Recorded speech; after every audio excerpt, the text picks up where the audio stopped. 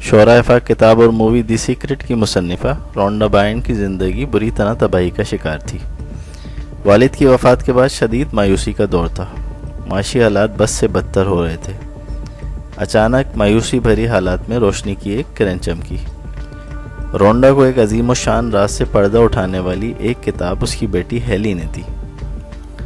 رونڈا نے جب اس راز کو تاریخ کے صفحات پہ تلاش کرنا شروع کیا تو وہ حیران رہ گئی، کیونکہ یہ راز تاریخ کی عظیم ترین شخصیات جیسے محمد صلی اللہ علیہ وآلہ وبارک وسلم، افلاطون، آئنسٹائن، لیونارڈو ڈا وینچی، شیکسپیئر، نیوٹن وغیرہ کو معلوم تھا، اور جو اسے کامیابی کے ساتھ استعمال کرتے رہے تھے۔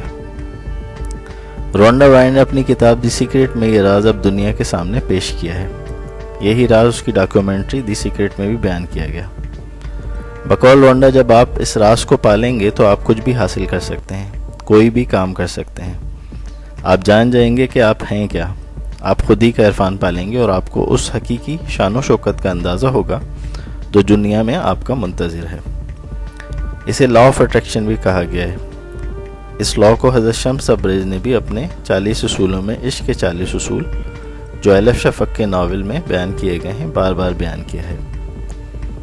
ماضی میں یہ راز صرف چند لوگوں تک محدود تھا، وہ لوگ جو 1% ہیں اور دنیا کی 96% دولت کے مالک ہیں۔